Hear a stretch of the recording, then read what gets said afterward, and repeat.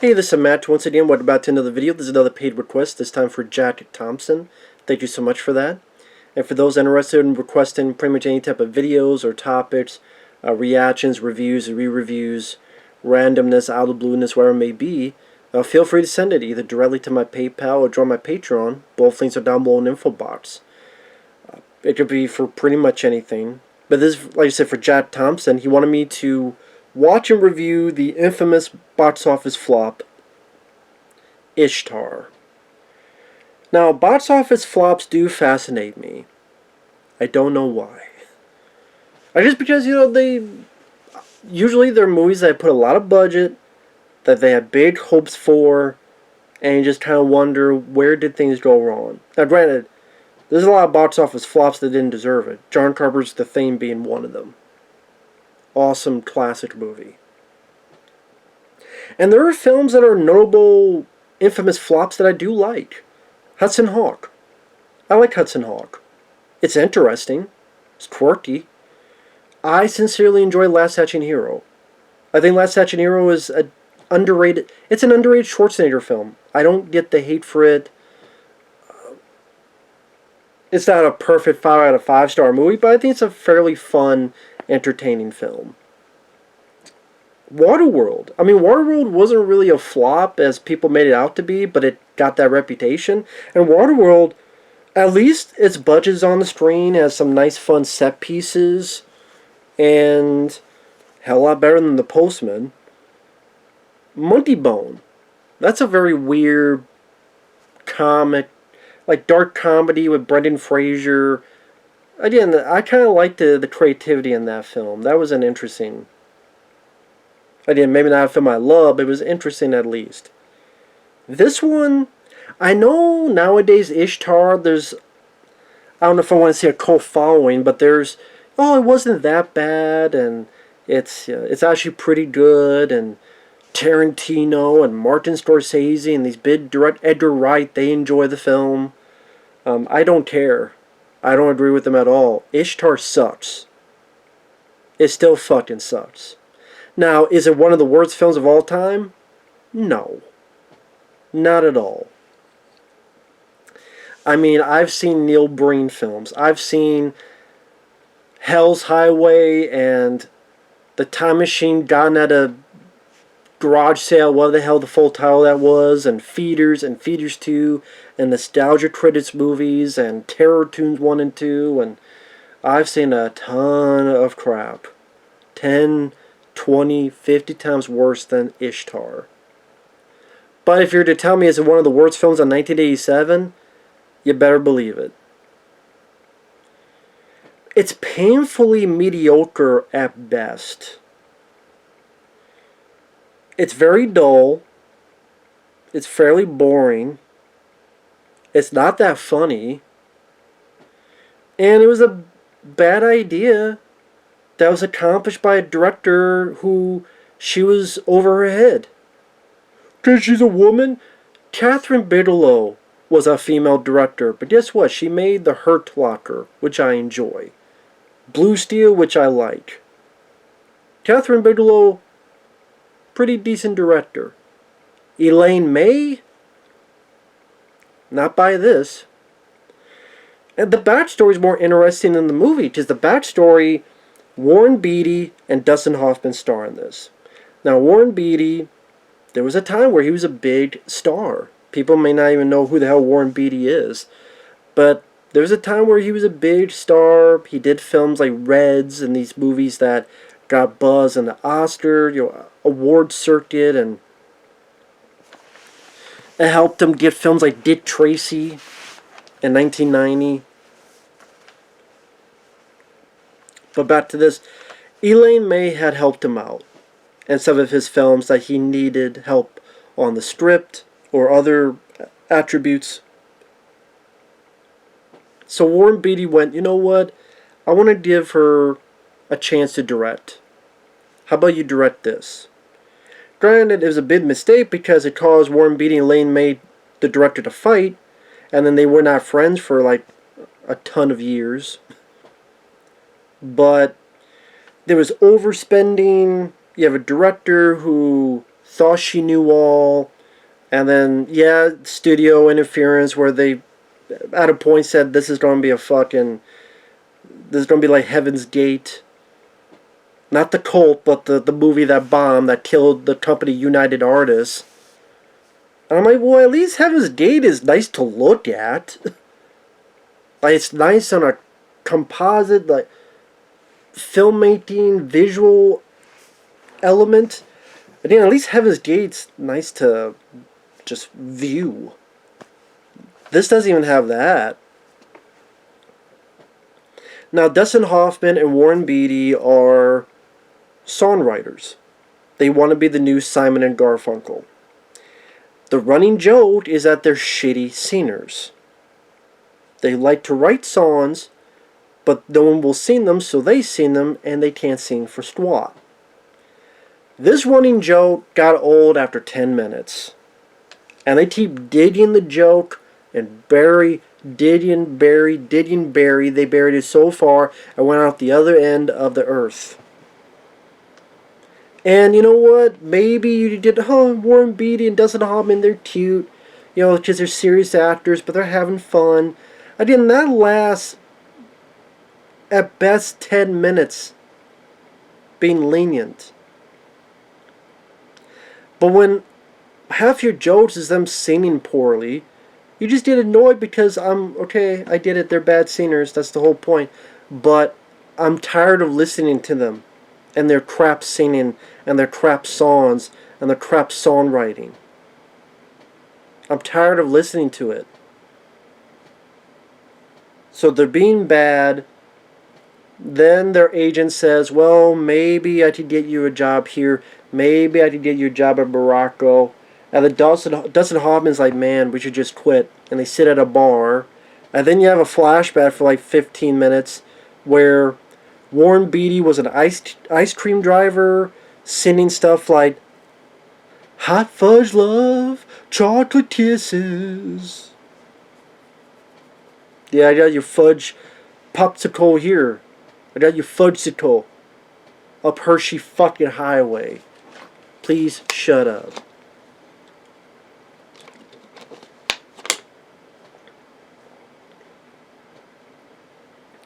Meanwhile, Dustin Hoffman was playing the piano at a restaurant. Then the two met. Warren Beatty was playing more of the goofy guy. Dustin Hoffman was playing more of the smooth talker guy. Because they were trying to do the Bing Crosby, Bob Hope movies back in the day. A road to blah blah blah. Road to, I forget the actual name of the titles, but back in the day, Bob Hope and Bing Crosby were two actors that joined forces, and they did these comedy movies where they were on the road. So they wanted to do a film in that era. But hey, Warren Beatty, who's usually the smooth guy, let him be the goofy guy. And Dustin Hoffman, you be the sort of the lead, the straight man.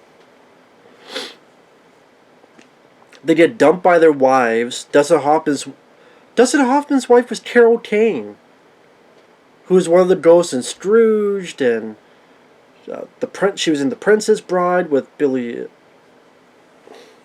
Crystal. Just a waste of her talent. The flashback ends. They decide to go to Morocco. And then they get in the middle of this crap going on with the CIA and the local guerrillas in Morocco. And they're looking for this map. And if they look, this map could cause some type of holy war. So the CIA want it. And then this girl played by Isabella Adjani, her brother was killed earlier in the film. So she's trying to get this map to where it needs to go. Met Dustin Hoffman, uses him. He just in the middle of it. And then Dustin Hoffman meets Charles Grodin. May he rest in peace. Charles Grodin from Midnight Run. An actual funny movie. And Beethoven. Charles Grodin, may he rest in peace. He plays a CIA guy that, honestly, kind of a wasted role for him, too. And Dustin Hoffman decides to be a mole for the CIA for money. While Isabella Adjani is talking with Warren Beatty And the running joke is that the two guys keep thinking she's a boy until, like, Warren Beatty's literally grabbing her tit. He's like, yeah, okay, dude, yeah, she's a chick, dude.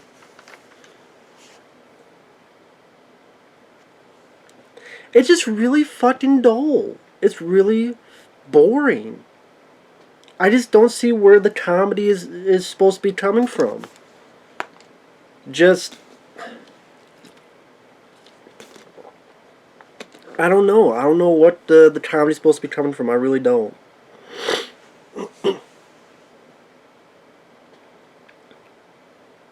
It feels like a whole lot of nothing happens.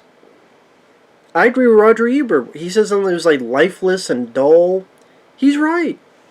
He's right on this one. I agree with him very much so. I mean, one of the big jokes of the film is when our two leads get a blind camel. Because Warren Beatty gets this line he's supposed to say to someone as a code, but he says it to the wrong person, so they sell him an actual blind camel. When your fucking big joke is about a blind fucking camel, that's not should be a high point of your comedy.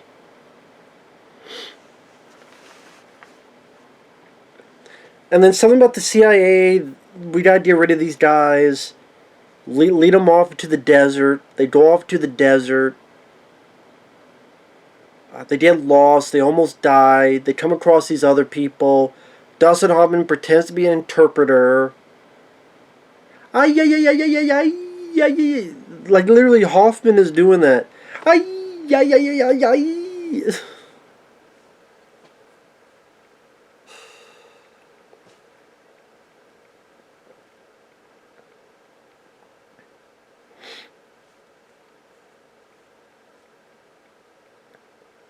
I mean, it's not the worst movie ever because Warren Beatty and Dustin Hoffman, they are capable actors. And yes, once in a while they got a bit of smirk out of me because of their foolish antics.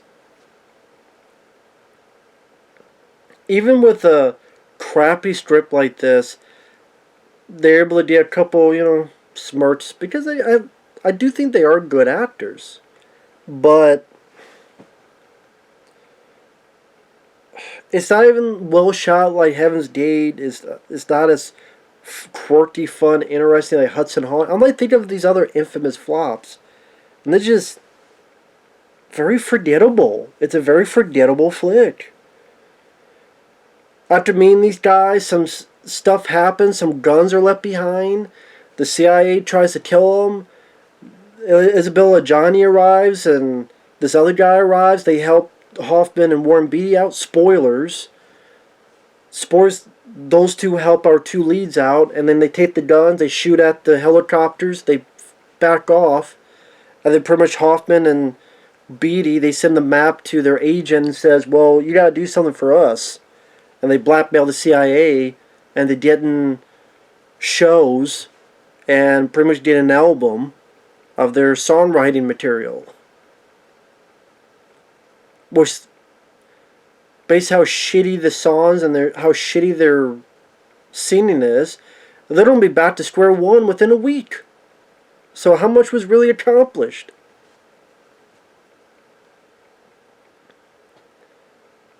Like, there's no sense of them getting better, or they got better in their songwriting, they got better and they got other people to actually sing the songs they wrote. Like, what is even the arc of these characters? What is the arc of it? Okay, they finally got an album out that's going to probably be, after a week, out of business. Out of your business, and then they don't tell you, get the fuck out of our business. Like I said, Carol Kane and Charles Grodin, good actor. Anybody could have played this part. And even why it had such a big budget of $55 million, I have no idea. Because you don't see it on the screen. All this stuff could have been shot in Hollywood. Maybe, you had to get some camels and stuff, but like the stuff in the sand dunes, I guarantee you, there's places in America you could have shot that.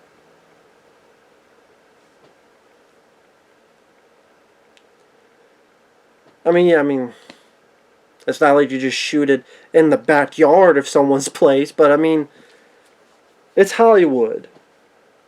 They could do a lot. They can find enough fucking sand for two actors like that to make it assume like it's a fucking sand dune. I have a feeling you can do it.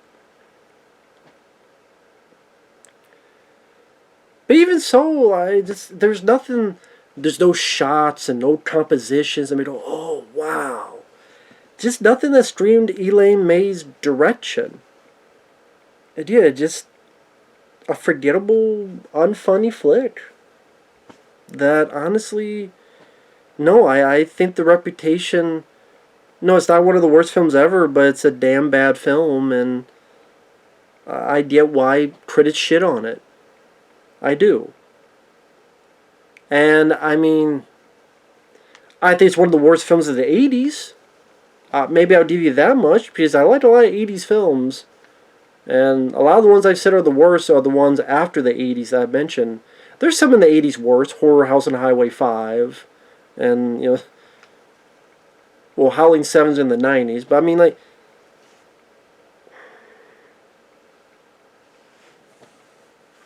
I mean, if you gave me enough time to create like a top 50, which would be hard to do, worst films of the 80s, yeah, it'd probably be on the list. Because it's painfully forgettable, painfully mediocre, and definitely not a highlight in Dustin Hoffman's career, who I liked as an actor. I liked Outbreak. I even liked Sphere. I don't mind Marathon Man, Tootsie, Rain Man.